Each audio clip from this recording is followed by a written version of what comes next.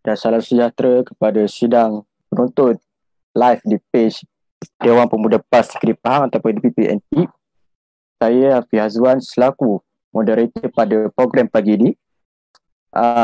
Nama program kita pagi ni, nama tema dia adalah Borak Santai Bersama Pemuda. Maknanya santai lah, kita sembang santai pada pagi ni. Jadi bagi menghasilkan borak yang santai tu kepada sidang penonton atau pendengar sekalian, bolehlah tinggalkan komen, ruangan komen boleh tinggalkan komen dia tu di kita punya live ni. Jadi pada pagi ni tajuk kita pada slot borak santai kita pagi ni yang bertajuk Cinta Watan Kasih Pertiwi, bersempena dengan sambutan Hari Malaysia pada pagi ni iaitu 16 September. Jadi Dewan Pemuda PAS Negeri Pahang membawakan satu slot borak ataupun diskusi iaitu bertajuk Cinta Watan Kasih Pertiwi. Baik, jadi di sini saya nak iklan sikit pada sahabat-sahabat sekalian atau rakan-rakan yang menonton live ni. Sini sebenarnya ada tawaran daripada Pemuda PAS Negeri Pahang. Kalau tengok dalam caption sebelum ni ataupun notis di page sebelum ni, dia tak ada menyatakan tentang ada cabutan bertuah. Tapi pada pagi ni saya nak buat iklan bahawa kita akan buat cabutan bertuah. Hadiahnya adalah sehelai baju t-shirt Pemuda Memimpin Negara. Tapi edisi Dewan Pemuda PAS Negeri Pahang punya keluaran. Ini adalah edisi terbaru dan juga limited edition. Jadi macam mana dapat cabutan bertuah tu? Dia ada 4 cara dia. Pertama adalah tuan-tuan dan puan-puan sekalian mesti like live ni. Lepas like tu tag 3 rakan. Mana kita share tu, kita tag 3 rakan kita. Tag 3 rakan, share. Lepas tu bagi komentar anda tentang topik perbincangan. Bagi komen atau topik perbincangan. Jadi boleh bagi komen sebagainya. Jadi itulah antara cara nak dapat cabutan bertuah ni. InsyaAllah kalau siapa bertuah, dia akan dinaik oleh panel daripada Jabatan Media Baru, Dia Pemuda. Jadi bolehlah nanti sahabat-sahabat sekalian boleh sertai cabutan bertuah ni. Baik, saya pun tak nak buang masa pada pagi ni, boleh cakap lama sebagainya. Jadi insyaAllah kita akan masuk kepada slot, kita akan terus kepada slot pengisian kita pada pagi ni, borak kita. Namun sebelum saya terus masuk pada slot kita inilah berkenalan dulu dengan panel kita pada pagi ini. Baik, untuk makluman sidang pendengar sekalian, pada pagi ini kita punya borak kita ambil format makna forum, tapi bukan forum macam biasa 3-4 orang tu. Ini 2 orang saja. Mana hanya ada seorang moderator dan seorang panel. So 2 orang lah yang ada pada pagi ni. Jadi moderator saya Hafiz Hazwan, dan juga kita punya panel kita pada pagi ni ialah Al-Fadil Ustaz Zulfadli Zakaria, berasal daripada Kulai, Johor, dan sekarang merupakan bekerja sebagai guru di Sekolah Menengah Agama Irsyad di Balok, Kuantan. Dan jawatan Al-Fadil Ustaz dalam PAS sendiri adalah pertama sebagai Naib Ketua Pemuda PAS Kawasan Indra Mahkota di peringkat kawasan, dan juga ada peringkat Negeri Pahang sebagai pengarah Jabatan Penerangan dan Pemuda PAS Negeri Pahang. Okey, baik. Jadi kita dah berkenalan dengan kita punya panel dan sebagainya. Jadi saya akan terus kepada soalan pertama saya kepada Fadil Ustaz. Boleh Ustaz ya? Boleh. Okey. Soalan pertama. Baik. Pertama, ini biasa yang menjadi persoalan di kalangan sebahagian anak muda atau sebahagian masyarakat Islam sebagainya.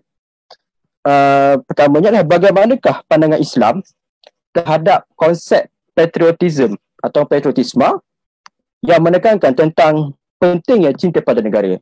Adakah dibenarkan di sudut syarak ataupun tak boleh ataupun digalakkan? Jadi anda serahkanlah kepada Al-Fadil Ustaz untuk menjawab soalan ini. Dipersilakan. Auzubillahi minasyaitonirrajim. Bismillahirrahmanirrahim.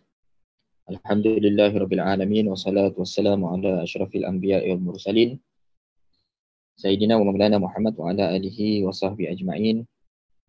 Rabbi shrah li sadri wa yassir li amri wa hlul 'uqdatam min lisani yafqahu qawli. Rabbi yassir wa la tu'assir bi tamimil khair. Amma ba'. Terima kasih diucapkan kepada moderator kita Saudara Hafiz. Seterusnya kepada sidang pendengar, bagi yang menonton live kita ini yang dipancarkan terus melalui page Dewan Pemuda PAS Pahang ini, bersama-sama dengan kerjasama di peringkat bahagian penerangan Negeri Pahang. Dan Alhamdulillah pada pagi ini di samping kita mengisi ruangan masa kita bersempena dengan cuti, yang kita sambut ini iaitu kita bersambut dengan Bersempena Hari Malaysia ini, bolehlah kita sama-sama memberikan ruangan manfaat ini untuk kita selaku anak muda mengambil cakna sedikit perihal berkaitan dengan Malaysia, tanah air kita yang tercinta ini. Dan mungkin di sana nanti akan ada persoalan-persoalan yang boleh menambahkan lagi maklumat kita, kefahaman kita berkaitan dengan negara kita Malaysia, insya-Allah. Jadi persoalan yang dibangkitkan tadi iaitu berkaitan dengan patriotisme ataupun semangat kebangsaan ataupun semangat untuk kita mencintai tanah air kita ni. Pertama sekali kita kena faham dulu apakah konsep ataupun apakah maksud bagi patriotisme tu sebelum kita menjurus ataupun kita melihat kepada kerangka ataupun kepada pemahaman kita dalam agama kita ini. Adakah bila mana dimaksudkan bagi sesuatu perihal ataupun sesuatu konsep ianya boleh membawa pertentangan. Yang pertama sekali, paling penting sekali yang kita tak nak bila kita sebut dalam bab beragama ini, iaitu konsep-konsep yang kita bawakan ini ianya bertentangan dengan akidah. Yang tu kita tak nak. Yang kedua, yang kita tak nak bila mana kita nakkan konsep-konsep yang berada daripada luaran ini, ianya bertentangan dengan budaya dan juga adab bagi kita masyarakat di Malaysia ini yang sudah pastinya adat dan juga tata cara tradisi kita ini disulami dengan agama Islam itu sendiri. Jadi dua perkara yang penting dalam kita nak memahami sesuatu perkara. Jadi saya bacakan dulu definisi dalam bab patriotisme ini. Yang didefinisikan iaitu satu sikap-sikap positif dan menolong terhadap tanah air oleh individu ataupun kumpulan-kumpulan. Sedangkan maksud tanah air itu sendiri ataupun ibu pertiwi itu ianya membawa maksud kepada suatu bandar, rantau. Jadi patriotisme ini iaitu ianya menurutkan kepada berkaitan dengan semangat kita dalam nak mempertahankan tanah air kita ini. Dan kalau kita tengok daripada konsep ini sebenarnya, bila dimaksudkan tentang patriotisme ini, sebenarnya kalau ikutkan dalam istilah-istilah yang membabitkan agama sendiri pun ada sebenarnya, iaitu membabitkan yang dinamakan dengan nama hubbul watan, mencintai tanah air. Mencintai tanah air ini bukanlah satu benda yang ganjil ataupun bukanlah satu benda yang asing bagi Islam. Sedangkan dulu di dalam sirah baginda Nabi SAW sendiri pun, apabila ditanyakan kepada baginda Nabi, adakah kita ni bila katakan sebagai fanatik terhadap tanah air ataupun kita dikatakan sebagai orang yang begitu bersungguh dalam nak mempertahankan air ini, dianggap sebagai terkeluar daripada Islam? Sahabat tanyakan kepada Nabi. Lalu Nabi kata, bukanlah dikatakan orang yang mencintai tanah air, orang yang fanatik kepada tanah air, mereka ini terkeluar daripada Islam. Akan tetapi, kalaulah misalnya dalam kita nak menyayangi tanah air, dalam kita nak mengambil kesempatan kita sayangkan di tempat apa yang kita duduk tersebut, tapi dalam masa yang sama kita menzalimi orang lain, yang tu Islam secara jelas melarang perbuatan tersebut. Sama dalam istilahnya yang kita panggil sebagai asabiyah. Ada orang kata sekarang ni asabiyah tak boleh. Ada orang kata kita sayangkan bangsa kita tak boleh. Kena lihat apa yang dikatakan asabiyah yang tak boleh tu. Nabi kata, laisa minna man da'a ila asabiyah wa laisa minna man mata ila asabiyah. Maka ditanya oleh sahabat, wa mal asabiyah ya Rasulullah? Apa yang dinamakan dengan nama asabiyah? Lalu Nabi kata, kamu menolong bangsa kamu, a'inu qaumaka ala zulmihim. Yang tu yang tak boleh. Maksudnya kita menolong bangsa kita di atas kezaliman yang mereka lakukan, yang tu tak boleh. Namun secara jelas apabila kita menyeru orang kepada ke arah untuk menyayangi bangsa kita, kita menyeru orang ke arah untuk kita ini sama-sama mempertahankan tanah air kita ini, maka ianya jelas dalam Islam, ianya tidak menjadi salah satu pertentangan di dalam Islam untuk kita menyayangi tanah air. Dan satu perkara yang kita kena ingat adalah menyayangi tanah air ini ataupun kita sama-sama mempertahankan tanah air tempat kita duduk ini merupakan salah satu fitrah manusia. Satu fitrah manusia yang memang tidak boleh lari daripada kehidupan manusia. Jadi sama juga dengan perihal berkaitan dengan fitrah-fitrah yang lain. Contohnya kita suka hidup berkeluarga. Ini fitrah manusia. Kita suka makan sesuatu benda pun juga fitrah manusia. Sama juga dengan kita sayang tanah air. Dan kalau kita baca pun dalam buku-buku sejarah yang terawal, ataupun kita bacalah apa-apa juga jenis buku yang berkonsepkan kemanusiaan, survival kehidupan manusia, maka kita akan dapat lihat bahawa kehidupan manusia ini duduk dalam tanah air ini merupakan salah satu kehidupan yang turun-temurun. Kalau orang dulu ataupun orang lama-lama, mungkin dia ni tidak ada satu negara yang khusus macam sekarang. Namun mereka ada juga mempertahankan tanah air tempat mereka duduk. Contoh kalau kita cerita dalam bab perihal berkaitan dengan orang yang duduk di dalam gua contohnya. Maka mereka pun ada fitrah rasa untuk mempertahankan kediaman mereka.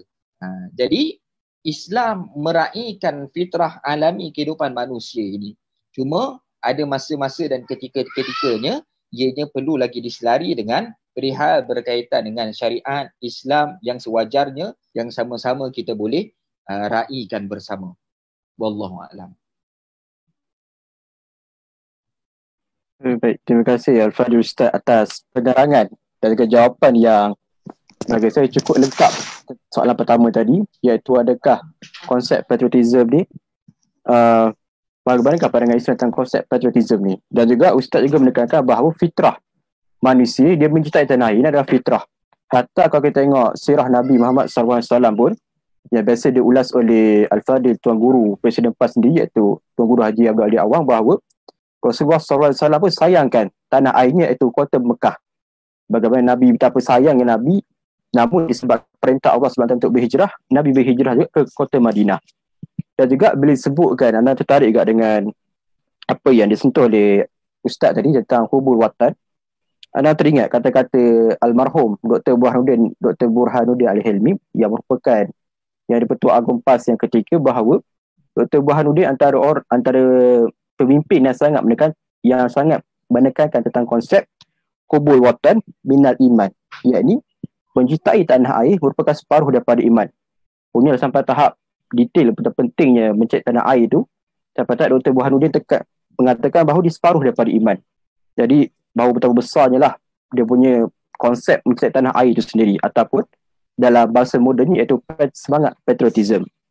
Baik, namun kalau kita tengok belakangan ini, terutama di negara Malaysia atau beberapa negara pun, seolah-olah konsep patriotism ataupun cinta pada watan, kasih pertiwi, kasih pada tanah air ini seolah-olah makin lama makin terhakis, sikit demi sikit terhakis.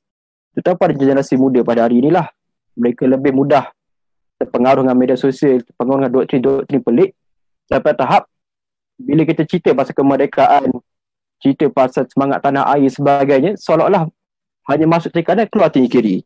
Jadi barangkali boleh jadi mereka tak faham apakah pentingnya mencintai tanah air ini sebenarnya. Jadi soalan kedua untuk slot kita pada pagi ini kepada Ustaz, apakah kepentingan kepada masyarakat, khususnya generasi muda yang akan menjadi pelapis pemimpin negara pada masa hadapan, dalam mencintai tanah air atau dalam memahami konsep mencintai watan, kasih pertiwi? Silakan Ustaz. Baik, terima kasih. Sebenarnya soalan ini pun saya rasa satu kesinambungan lah daripada soalan yang pertama tadi, iaitu bila kita sebutkan tentang Islam memberikan penekanan terhadap kita mempertahankan tanah air, sampaikan ada hadis Nabi SAW, Nabi menyebutkan bahawa waman qatala ala amwalikum fahuwa syahid, waman qatala ala irdikum fahuwa syahid, waman qatala ala ardikum fahuwa syahid. Nabi kata siapa yang berperang, berjuang, mempertegakkan untuk mempertahankan harta mereka, maka mereka akan mendapat ganjaran syahid kalau mereka meninggal. Siapa yang memperjuangkan, menentang dan juga berperang untuk tujuan mempertahankan maruah, maka mereka juga syahid.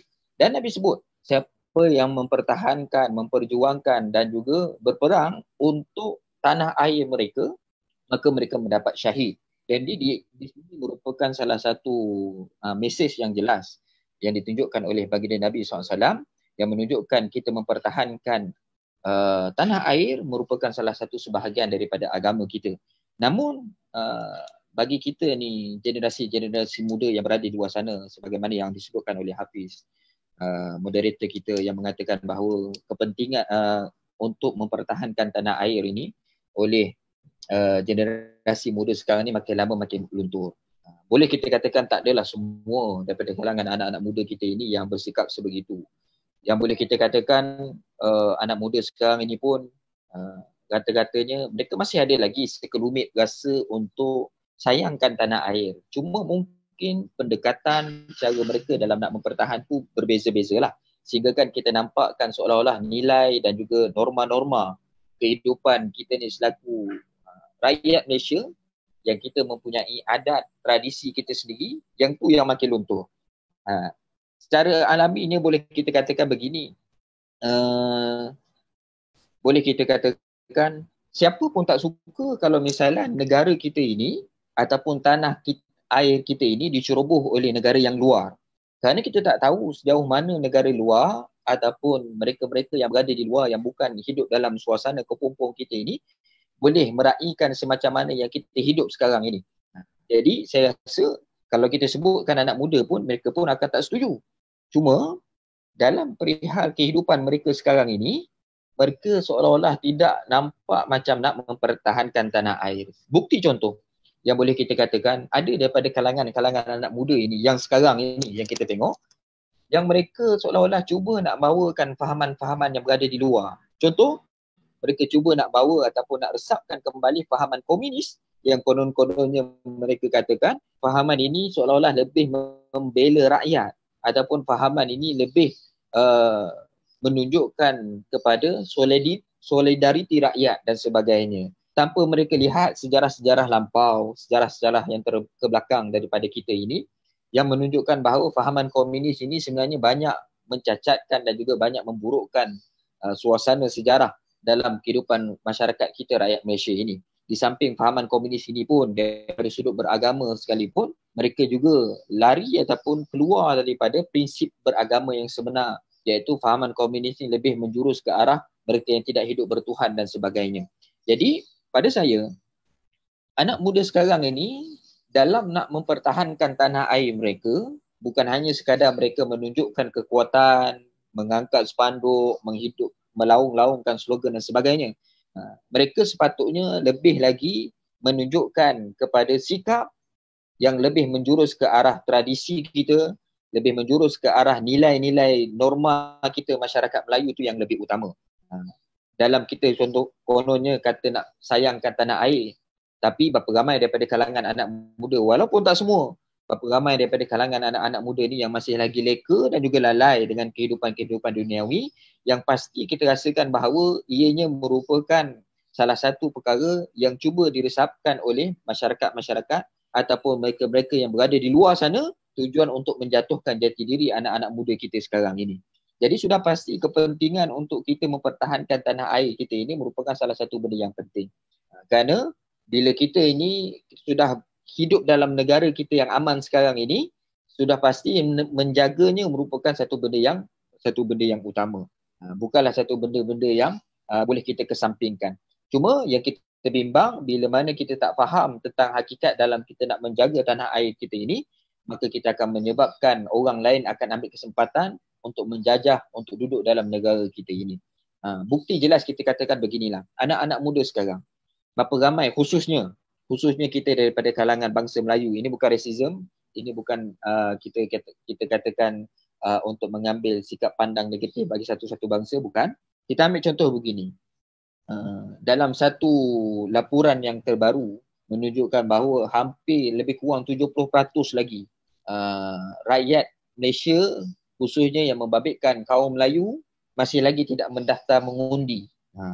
Sedangkan pengundian ini ataupun sesi libat urus dalam bidang ataupun dalam kita nak melantik negara kita ini merupakan salah satu perkara yang penting.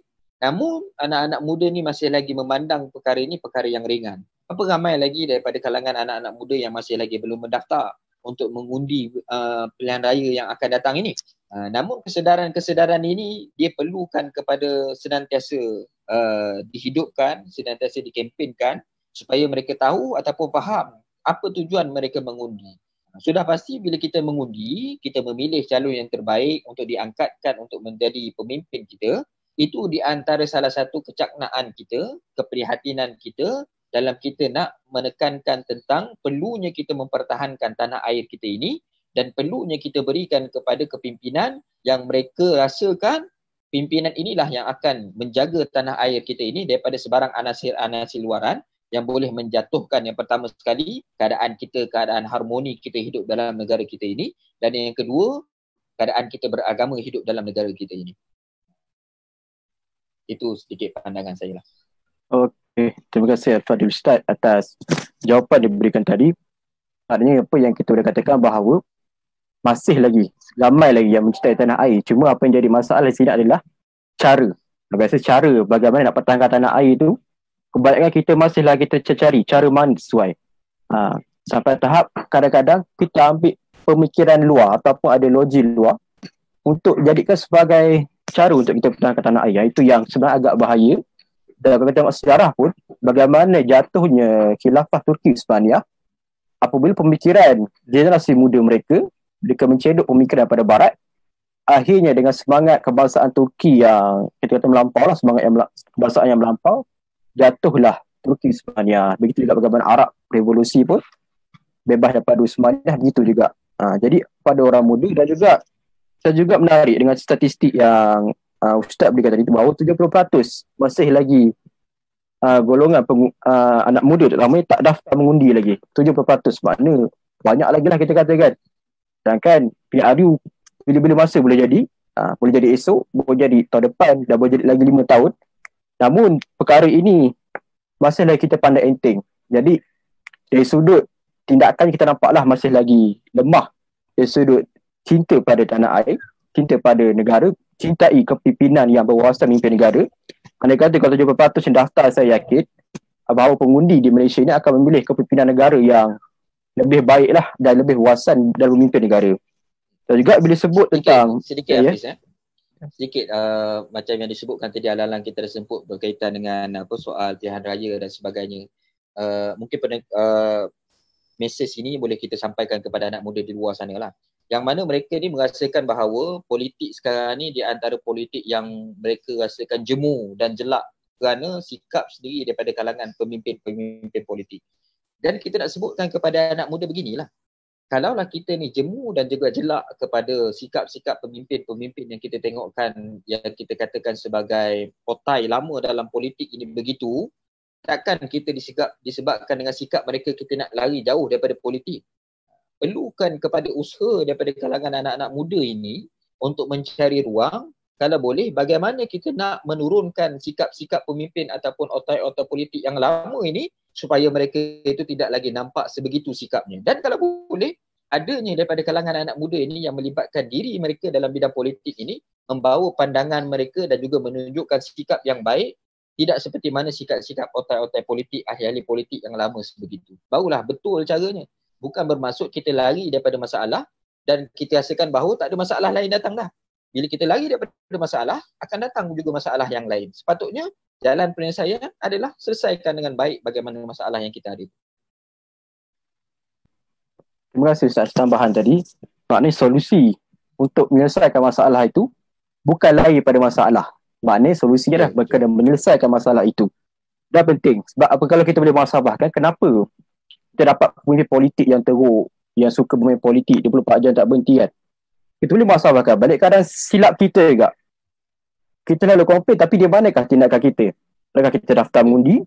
Adakah kita mengundi pemimpin yang benar-benar bekerja untuk rakyat? Itu yang boleh kita muhasabahkan diri kita lah. Kalaulah kita hanya komplain semata-mata dan melarikan diri daripada masalah ini tanpa membantu untuk mengobati, saya yakin masalah ini akan lagi teruk dari semasa ke semasa. Tak ada penyelesaian lah.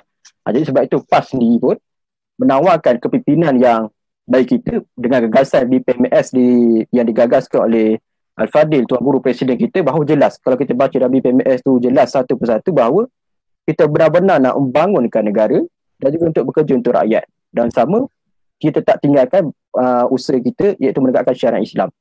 Boleh menariklah. Ini memang antara yang baik kita, kawan terbaik daripada PAS sendiri.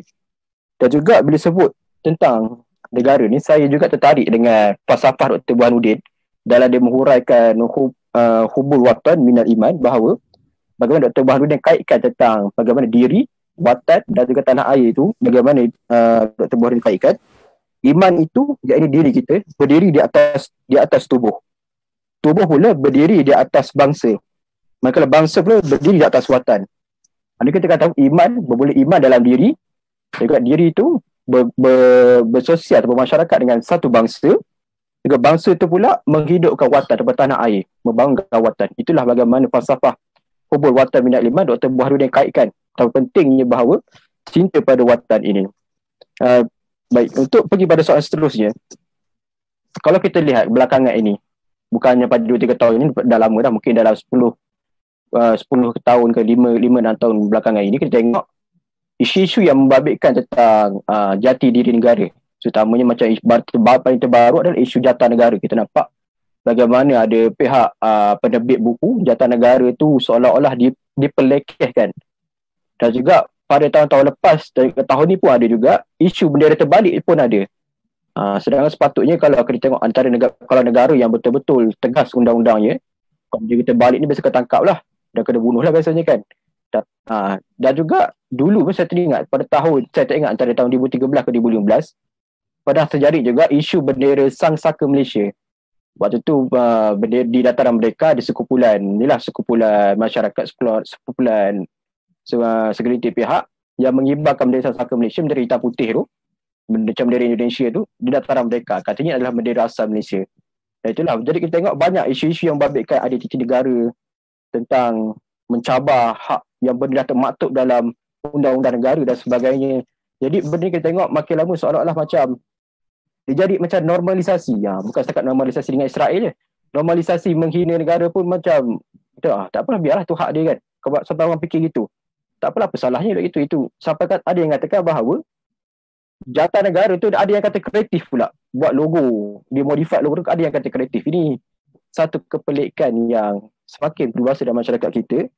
Jadi untuk soalan yang terakhir ni adalah berdasarkan apa yang saya telah contoh-contoh yang isu-isu yang saya bangkitkan tadi, apakah cabaran dalam mengekalkan kedaulatan tanah air kita dan juga solusi bagi menangani isu-isu yang berkaitan dengan identiti negara, macam isu jatah negara, bendera terbalik dan sebagainya.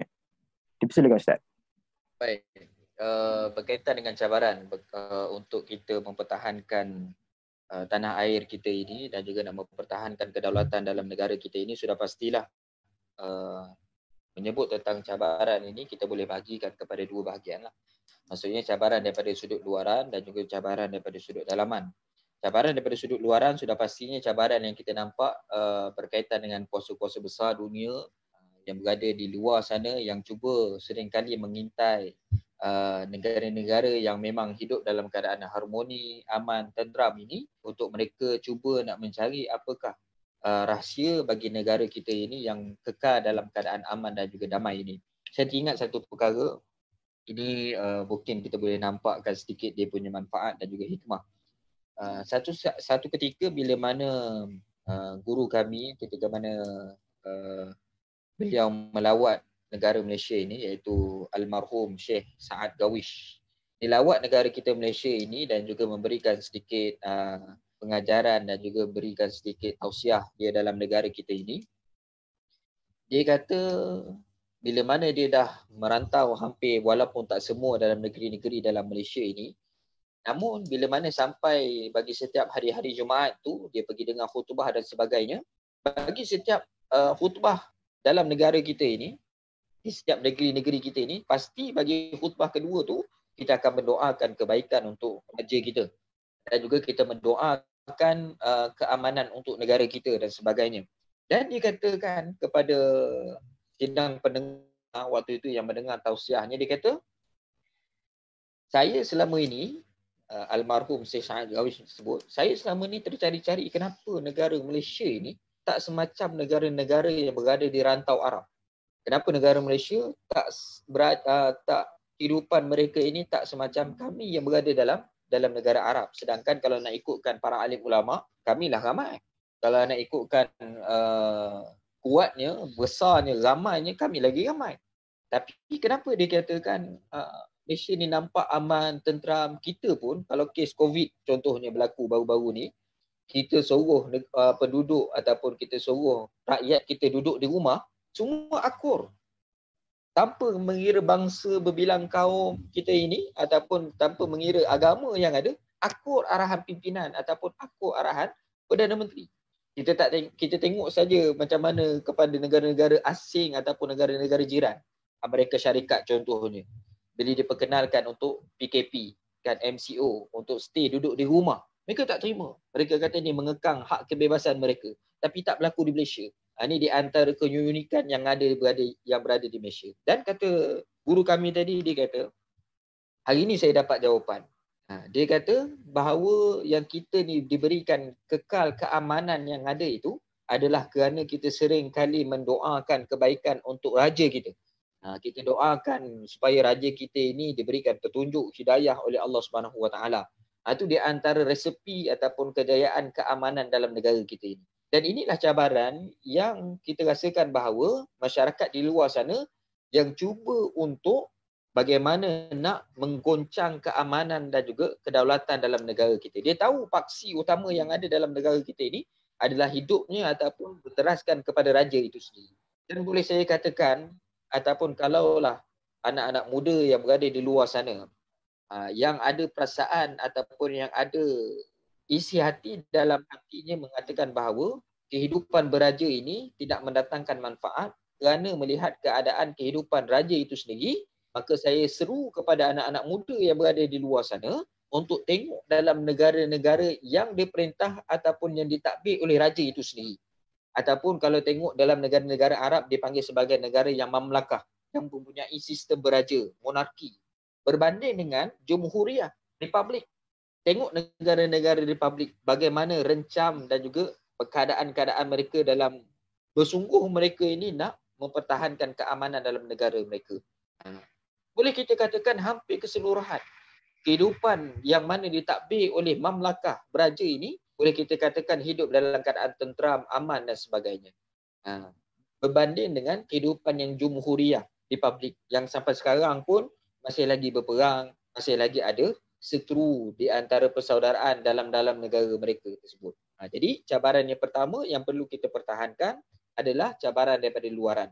Segala perkara yang kita nampak ianya unsur daripada luaran, maka secara rasmi ataupun secara automatiknya kita akan tentang terus habis-habisan. Maka sebab tu ada daripada kalangan kita ni dulu yang kita ini tidak setuju bila mana nak diratifikasikan ISET dan sebagainya. Kerana kita pandang ini bukan sesuai bagi norma kita kehidupan dalam masyarakat yang kita mempunyai raja sekarang ini. Dan yang kedua sudah pastilah dalam bab cabaran kita ini membabitkan cabaran dalaman. Cabaran dalaman macam disebutkan oleh saudara moderator Hafiz tadi, yang kita katakan ada yang buat jata secara karikatur yang menghina jata negara, ada yang sengaja ataupun dengan apa juga niat yang diadakan membangkitkan rasa marah, kibar, jalur gemilang dalam keadaan terbalik. Walaupun dah diberikan banyak kali peringatan oleh pihak berkuasa, jangan buat perkara macam tu. Dan kita tengok masih ada lagi orang yang membuat perkara tersebut.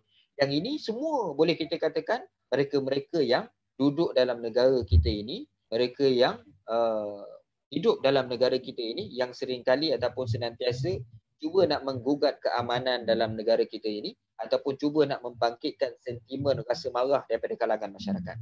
Satu perkara yang boleh kita sebut beginilah, yang kita sebut tentang cabaran ini, iaitu bila mana ada perkara-perkara yang menimbulkan rasa ketidakharmonian dalam negara kita ini, apa juga jenis isu, maka kita secara rasmi selaku kita ni rakyat Malaysia kena ada rasa sensitif.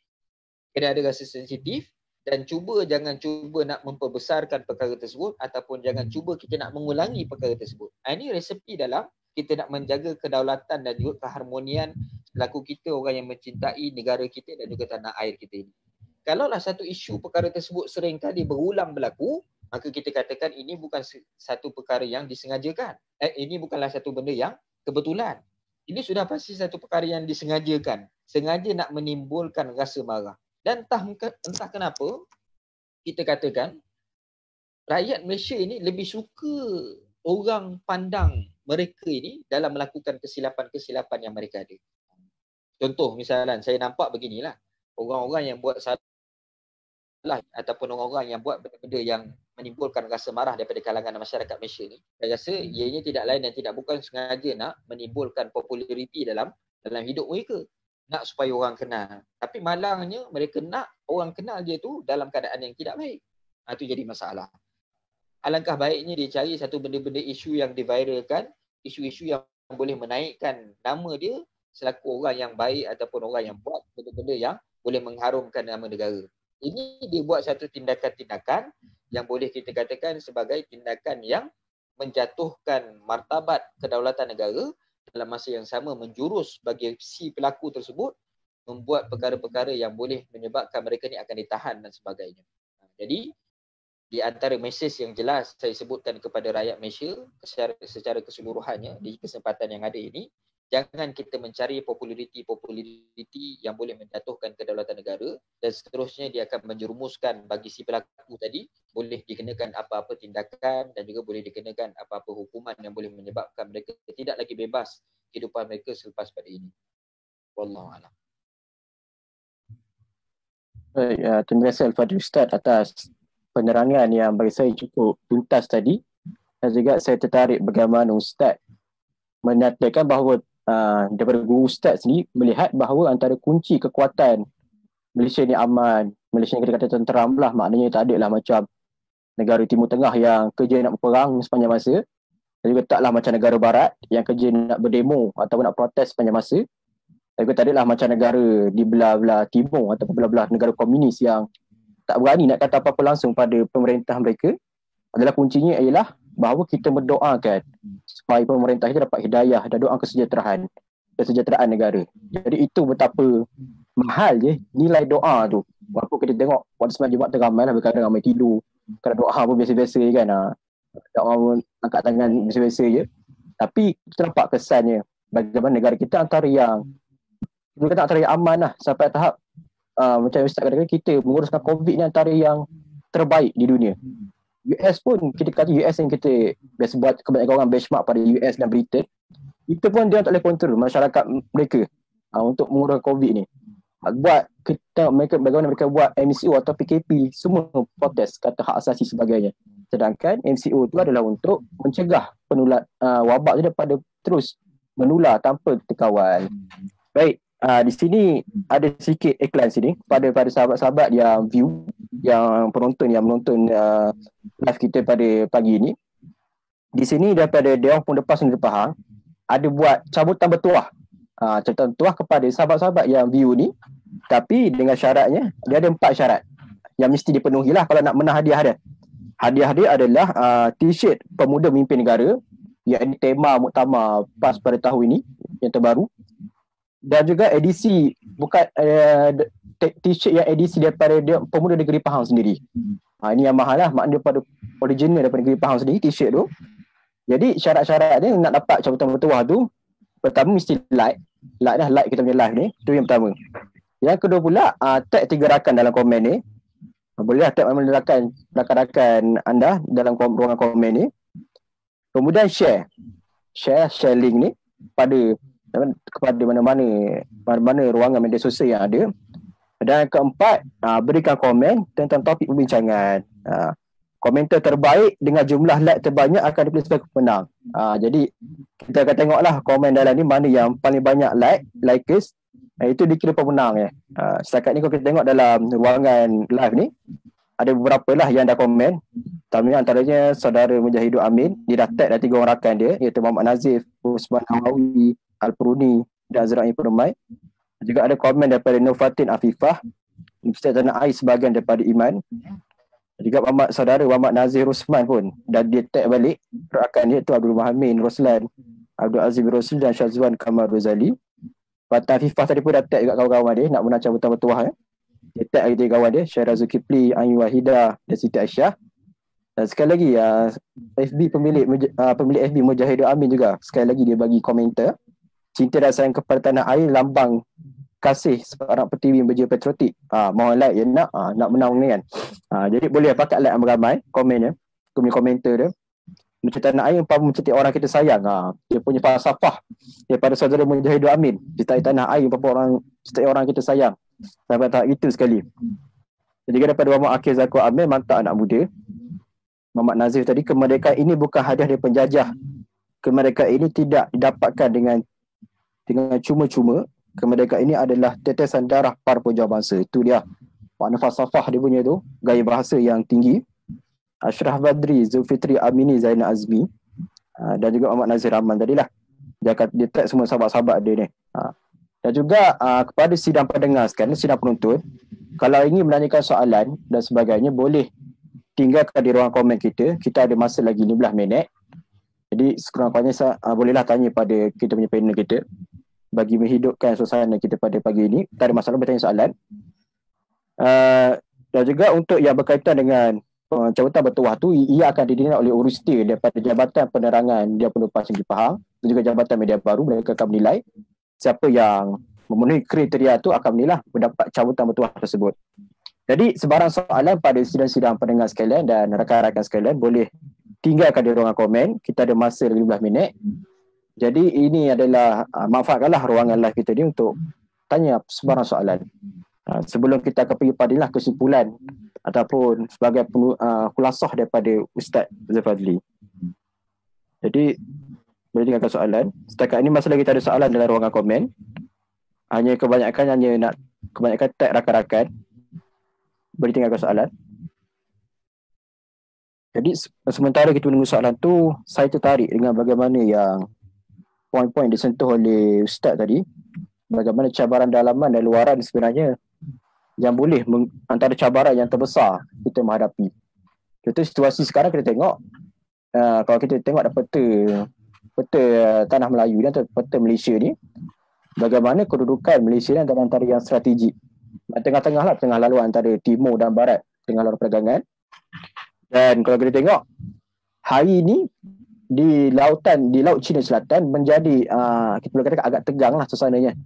Agak panas. Bagaimana negara China yang sudah mula declare ataupun mengatakan bahawa itu adalah perairan mereka dan mereka menghantar kapal perang untuk mengganggu kerja-kerja di perairan tu. Yang baru-baru ni adalah kapal milik Petronas lah yang diganggu. Sampai tahap tentera US pun bantu Petronas bagi perlindungan. Juga dalam masa sama, Amerika Syarikat juga melihat ini adalah peluang untuk mereka mendominasi ni. Bagaimana mereka hantar bantuan, mereka memberi kata-kata propaganda mereka lah untuk membantu ASEAN sebagainya, dan juga dibalas oleh China sebagainya, berperang dua tu. Jadi kita boleh katakan ini antara cabaran yang besar di perairan Laut Cina Selatan yang kadang biasanya boleh beri kesan kepada negara kita juga, walaupun bukan di perairan semenanjung semenanjung Malaysia, walaupun sekadar perairan Sabah Sarawak, tapi akan beri kesan pada keseluruhan keamanan di Laut Cina Selatan dan juga di rantau ASEAN secara amnya. Baik, di sini ada satu soalan daripada saudara Mujahidul Amin. Beliau tanya kepada Fadil Ustaz. Beliau tanya soalan, apa beza Asabiyah dengan cinta watan? Ini daripada saudara Mujahidul Amin lah. Dan juga ada soalan terbaru daripada Akademi Al-Istiqamah. Boleh jelaskan kisah dari sirah Nabi yang tanda bahawa Nabi SAW sayang dan cintakan negara. Jadi setakat itu ada dua soalan untuk pada Ustaz Fadli. Jadi anda serahkanlah kepada Ustaz untuk menjawab soalan yang ditanya oleh kita punya viewer. Silakan Ustaz. Baik, soalan pertama ni daripada saudara Mujahidul Amin. Dia tanyakan tentang apa beza Asabiyah dan juga cinta watan. Asabiyah macam saya sebutkan tadilah, ianya berdasarkan daripada hadis Nabi sendiri. Nabi kata, "Minna man da'a ila asabiyah." Bukan daripada kalangan aku mereka yang menyeru ke arah asabiyah. Dan juga dari minna man mata ila asabiyah, dan bukan daripada kalangan aku juga mereka-mereka yang mati pada jalan asabiyah. Lalu ditanya oleh Rasulullah SAW, apakah itu asabiyah? Lalu dijawab oleh baginda Nabi SAW, asabiyah ini merupakan a'inu qaumaka ala zulmihim. Mereka-mereka yang membantu kaum kamu di atas kezaliman yang mereka lakukan. Memang kalau kita tahu sejarah-sejarah lampau yang terjadi sendiri daripada keturunan baginda Nabi SAW ataupun masyarakat kaum Quraisy baginda Nabi SAW ini, mereka yang cukup menjaga ataupun cukup memelihara keadaan kaum mereka sesama sendiri. Bahkan dalam sirah pun menceritakan bahawa hampir boleh dikatakan keseluruhan bagi bangsa Arab itu akan adanya pertembungan kaum yang mereka ada. Tak kisahlah kaum mereka itu yang lakukan kesalahan itu, sama ada yang buat itu adalah salah pun tak, itu pihak kedua. Yang pasti kalau misalnya dia tu daripada kalangan aku, bangsa aku, maka patut kita pertahankan, maka wajib kita kena jaga bersama-sama. Maka itu asabiah yang secara jelas ditentang di dalam Islam. Dalam Islam, maka sesiapa saja yang melakukan kesalahan, maka wajar dikenakan hukuman tanpa mengira bangsa dan juga kaum.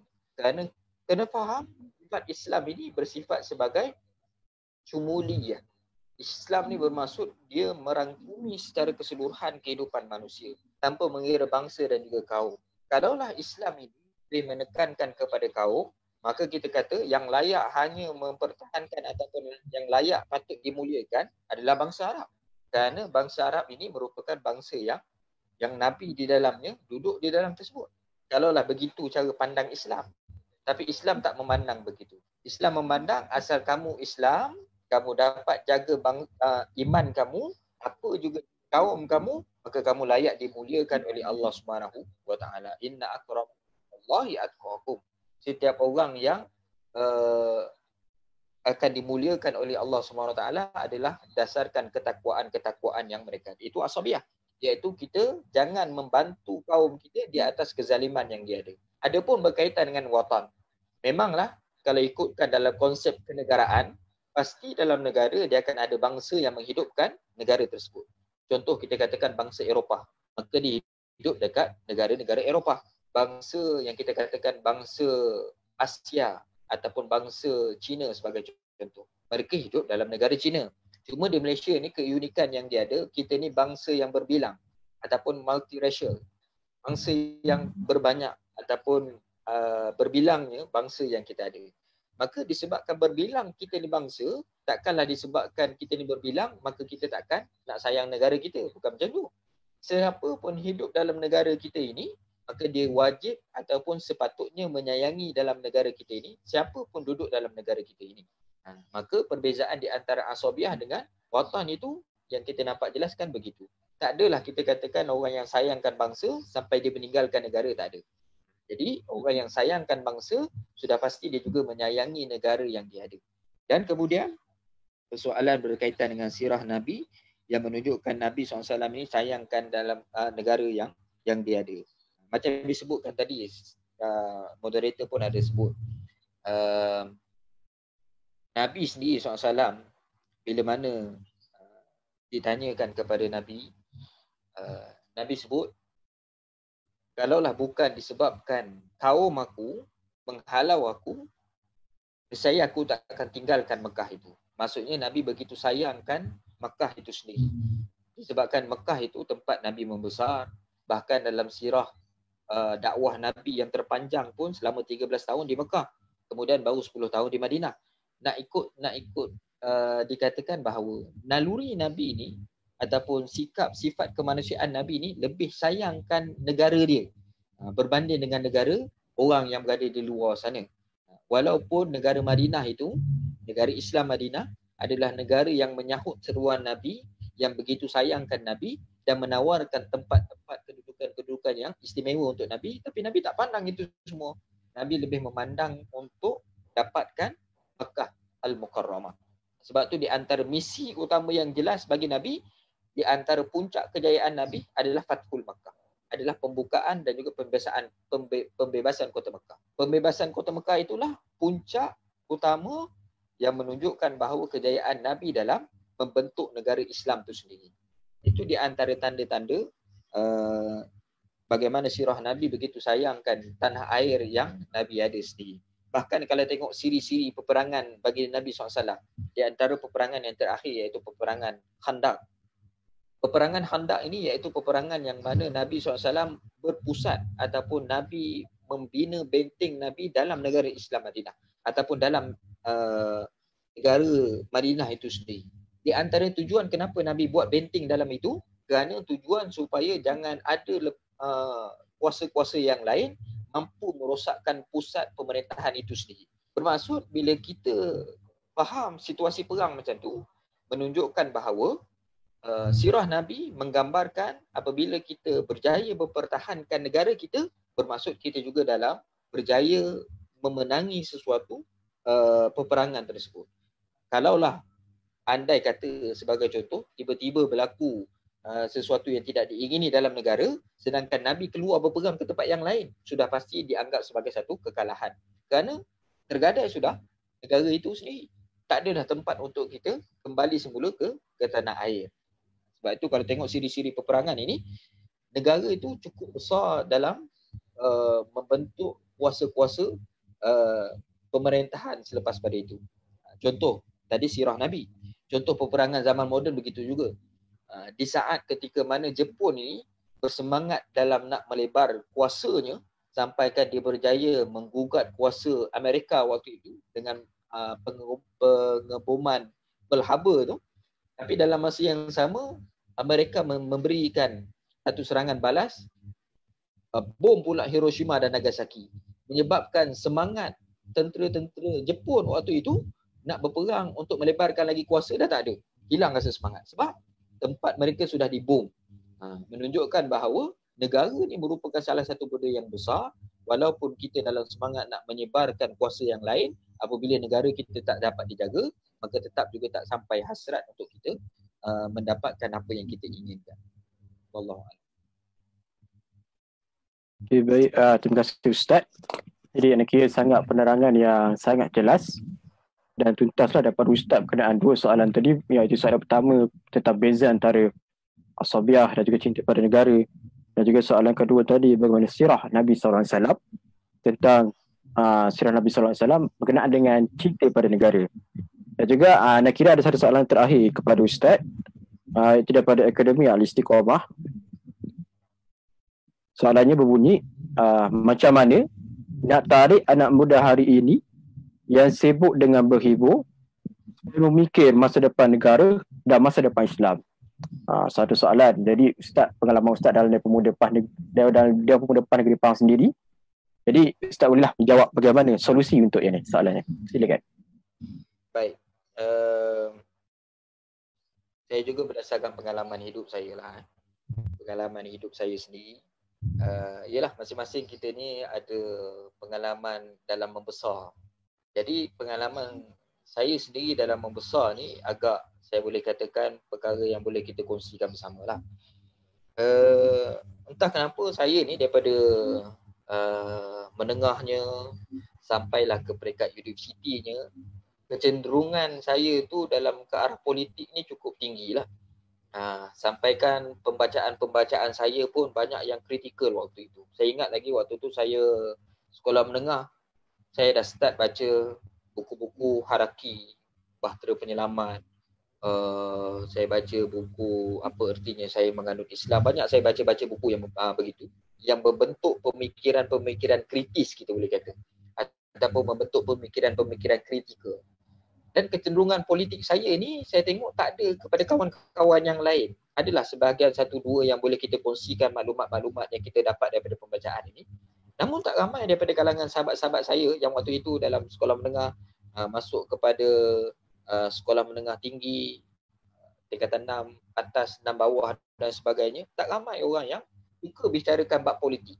Dan saya tengok rata-rata daripada kalangan sahabat-sahabat ni yang tak suka membicarakan bab politik ini, apa yang mereka bicarakan? Mereka akan bicarakan tentang, maaf saya katakan, mereka akan bicarakan tentang pasangan, nak cari pasangan kan. Nak tengok contohnya kalau waktu cuti ni nak pergi tengok wayang, cerita apa, cerita perihal-perihal begitu. Kita pun kadang-kadang ada juga masuk sedikit, tapi tak selamanya lah. Maksudnya kita tak berada dalam kelalaian yang lama begitu. Maksudnya bila kita ini lebih sibuk ke arah perkara-perkara yang membabitkan kenegaraan, politik. Bukanlah kita nak sembang politik, kita nak cari gaduh dengan orang. Bukan begitu. Itu bukan sikap anak muda. Kita nakkan anak muda yang bila membicarakan bab politik, mereka nak cari solusi dalam menentukan hala tuju negara. Cuma bila kita katakan, kalaulah anak muda ni dia ada sikap begitu, maka sudah pasti mereka ni takkan lalai dengan hiburan-hiburan yang mereka ada. Sudah pasti, sudah barangkali pasti. Kerana ini pengalaman saya sendiri lah. Maksudnya, mereka tak ada masa banyak untuk menghabiskan di depan gadget untuk main game. Tak akan menghabiskan masa yang banyak untuk mereka berjalan-jalan tanpa arah tujuan. Itu yang saya nampak sendiri. Dan ini pun saya tengok kepada kawan-kawan saya yang lain. Jadi kepada anak-anak muda yang berada di luar sana, marilah kita sama-sama untuk sibukkan diri kita ini untuk menentukan hala tuju negara kita ini. Kerana kena ingat, hala tuju masa depan negara kita ini adalah di tangan kita. Kalaulah kita sendiri tidak begitu sibuk untuk menentukan hala tuju dalam negara kita ini, maka sudah pasti masa depan negara kita ini kita akan dapat gambaran berdasarkan apa yang kita buat sekarang ini.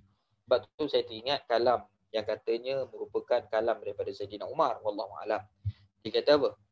Dia kata, kaifa tara mustaqbal ummatuna. Bagaimana kita nak tengok masyarakat hadapan umat, hadapan negara kita ini macam mana? Maka waqila ba'dal uzama, maka berkata sebahagian pemimpin-pemimpin dia kata, uzur ila harakati syababiha wa tarbiyatihim. Tengok bagaimana pergerakan-pergerakan pendidikan anak-anak muda yang dia ada. Kalaulah anak muda pendidikan-pendidikan mereka ini, tarbiyah mereka ini lebih banyak kepada perkara-perkara menjurus ke arah kelalaian, maka begitulah masa depan kita nanti. Begitulah masa depan bagi negara kita ini. Akan kita nakkan negara kita ini hidup dalam keadaan kelalaian. Maka saya nampak di antara mesej yang jelas yang dibawakan oleh Dewan Pemuda PAS, sama ada di pusat, di peringkat negeri, di peringkat kawasan, cawangan dan sebagainya, prinsip kita jelas, hala tuju kita jelas, kita nak bawa anak muda sekarang ini jauh daripada kehidupan kelalaian. Kerana kita memandangkan masa hadapan kita ini, masa hadapan negara kita ini, dia masa hadapan yang lebih cerah, dipandu oleh anak-anak muda yang berjiwa besar, bercita-cita tinggi untuk menentukan negara kita ini tertanding dengan negara-negara luar dan juga mampu kita ini adanya identiti dalam negara kita sendiri. Begitu saya nampak. Baik, terima kasih Ustaz. Jadi itulah betapa pentingnya generasi muda ni. Jadi kita boleh bayangkan bagaimana kalaulah generasi muda pada hari ini lebih banyak, hidup mereka lebih banyak dengan PS, game, sebagainya, game, borak pasal pasangan, sebagainya, wayang, sebagainya. Kita boleh bayangkan bagaimana negara kita satu hari nanti, pemimpin pernegaraan je bicara soal game, soal pasangan, soal wayang atau soal hedonism. Amat payahlah sukar dibayangkan bagaimana pemimpin negara akan datang berbicara soal itu sahaja.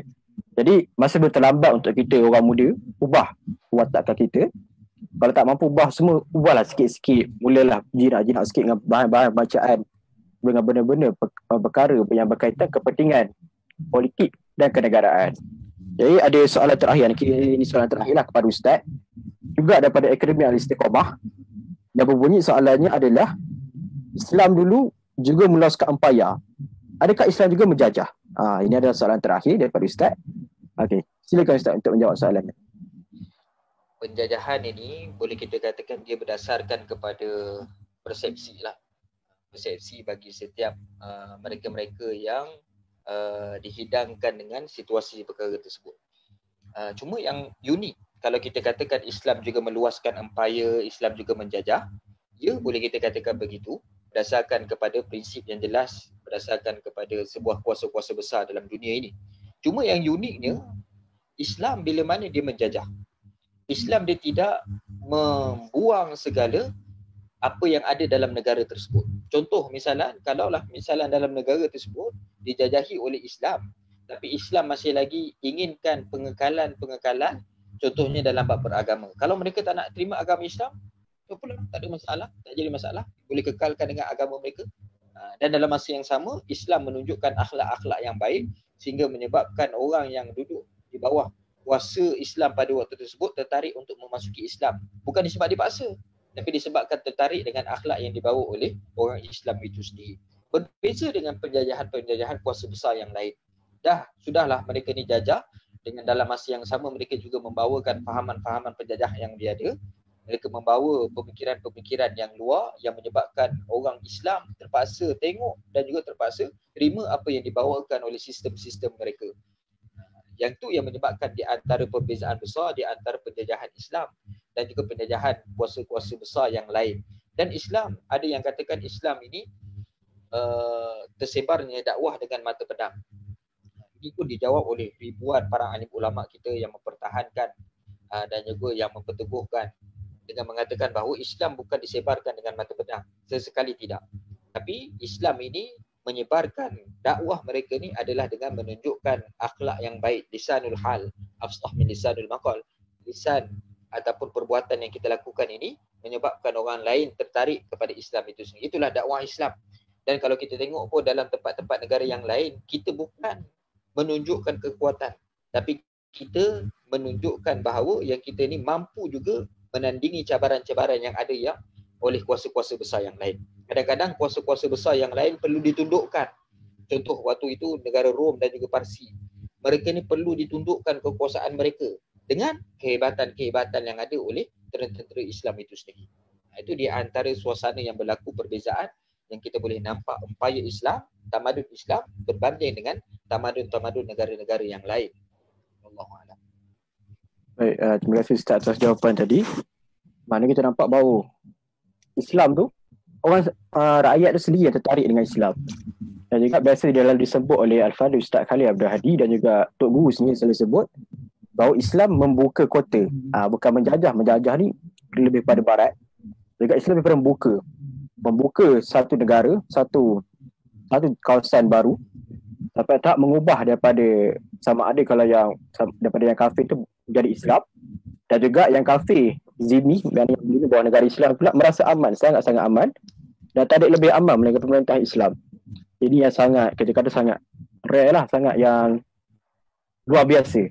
Biasa kalau kita tengok, biasa kalau ada negara lain masuk ataupun orang nak menjajah sebagainya, biasa orang akan marah pula, rakyat berontak. Tapi tidak, Islam tidak, bagaimana mereka sangat selesa di bawah pemerintahan Islam.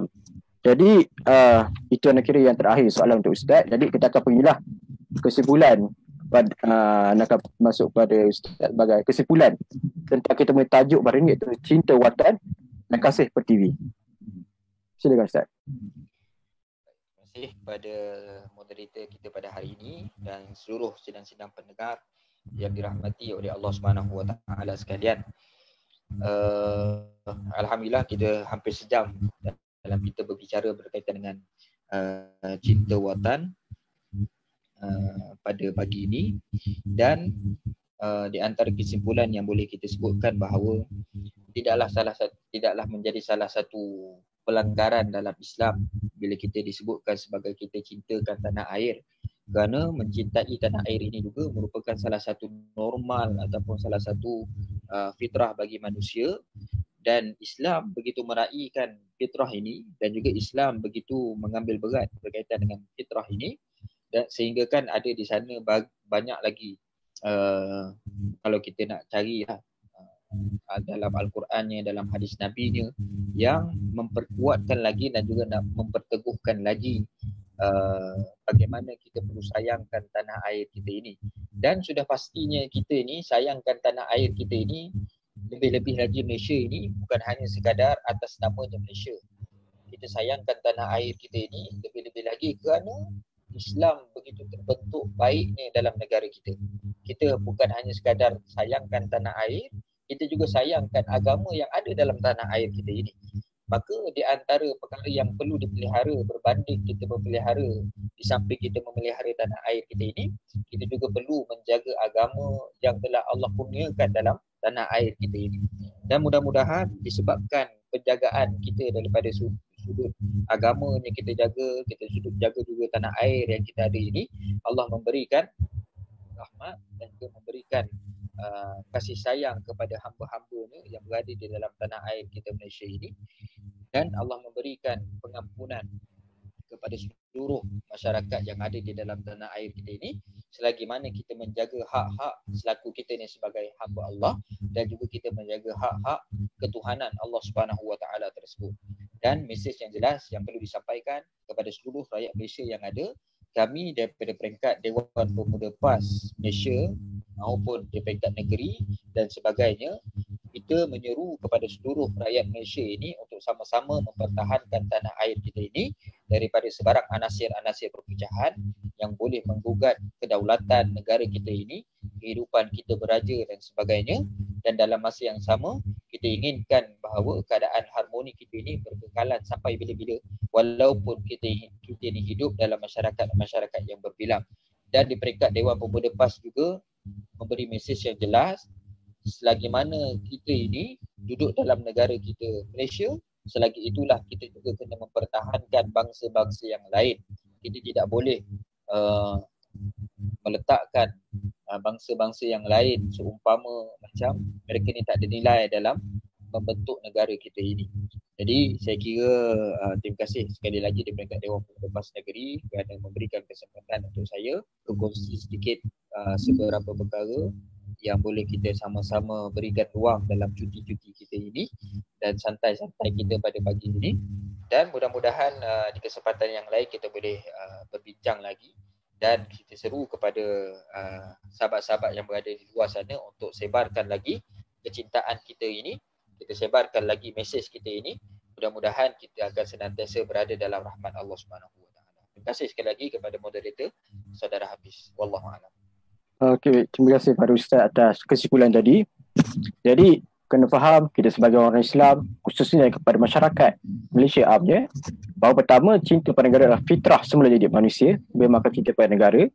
Dan juga mesej daripada pemuda negeri Dewan Pemuda PAS sendiri, baik pusat maupun semua peringkat, bahawa jelas kita nak pertahankan kemerdekaan negara, dan sama kita tak akan menindas bangsa-bangsa lain. Ini jelaslah mesej kita. Jadi pada bangsa-bangsa lain ataupun rakan-rakan lain, jangan rasa takut anda kata kalau PAS memerintah negara. Setakat ni kalau tengok di Kelantan, Terengganu, tak ada lah kita tengok rakan-rakan non-Muslim yang ditindas dengan teruk. Sedangkan kalau nak tindas boleh lagi, memang sangat, di Kelantan terutamanya sangat-sangat boleh nak tindas tu. Sebab orang Melayu majoriti di sana, sangat-sangat boleh. Tapi sampai sekarang Alhamdulillah tak ada penindasan. Jadi ini bukti bahawa kita tak menindas bangsa lain. Jadi daripada saya pun tak ada apa. Terima kasih kepada pihak Dewan Pemuda PAS sendiri yang mengajukan forum pada pagi ini ataupun borok santai kita pagi ini. Juga kepada Al-Fadhil Ustaz Fadli kerana sudi menjadi panel pada pagi ini. Dan juga kepada rakan-rakan viewers kita pada pagi ini. Antaranya yang paling aktif ni lah saudara Mujahidul Amin yang paling aktif kita tengok. Daripada awal sampai hujung-hujung ni, berapa banyak dia punya komen saja. Banyak dalam ruangan komen. Daripada ni saudara Akademi Al-Istiqamah pun aktif juga. Dan yang terbaru ni saudari Nufazana pun antara yang aktif juga dalam minit yang masuk kan. Jadi terima kasih pada sahabat viewer. Dan untuk cabutan bertuah, jadi rakan-rakan sekalian dah tinggalkan komen dah memenuhi syarat-syarat tu. Nanti di pihak Dewan Pemuda PAS Negeri PAS sendiri ada urusi akan hubungi saudara ataupun saudari sekalian pada siapa yang menang inilah. Siap sedia nanti kalau ada orang kontak ke, ada WhatsApp ataupun ada DM dekat Facebook, jangan ingat tu scammer pula ataupun jangan ingat tu orang nak minta duit sebagainya. Tak, itu daripada Rusti Pemuda Negeri PAS akan beri hadiah kepada anda. Baik, jadi sekian setakat itu saja kita punya forum pada pagi ini. Jadi sebelum menutup, saya inilah nak sudahi dengan serangkap pantun. Saya bukan pantun yang saya buat. Saya ambil copy paste daripada almarhum Dr. Burhanuddin Alaimi punya pantun pada satu ketika dulu. Bahawa pantun ni sangat sinonim di kalangan orang-orang, kebanyakan orang yang pekaji tentang kenegaraan, politik sebagainya. Pantunnya bunyi, di atas robohan kota Melaka, kita dirikan jiwa merdeka. Bersatu padu segenap baka, membela hak keadilan pusaka. Jadi pantun yang ringkas tapi mendalam maknanya. Jadi kita akan bincang kat sini makna pantun dan sebagainya. Jadi sekali lagi saya sebagai moderator pada pagi ini memohon maaf kepada sidang pendengar dan kepada semua sekali sekiranya ada terkasar bahasa atau tersalah dalam menguruskan forum pada pagi ini. Minta maaf sangat-sangat. Yang baik daripada Allah, yang buruk daripada kelemahan diri saya sendiri. Jadi sekian saja sidang borok santai kita pagi ini. InsyaAllah selepas ini kalau ada kesempatan dan ruang, Dewan Pemuda PAS akan terus mengajukan buat bicara berbentuk live begini. Jadi sekian. Assalamualaikum warahmatullahi wabarakatuh.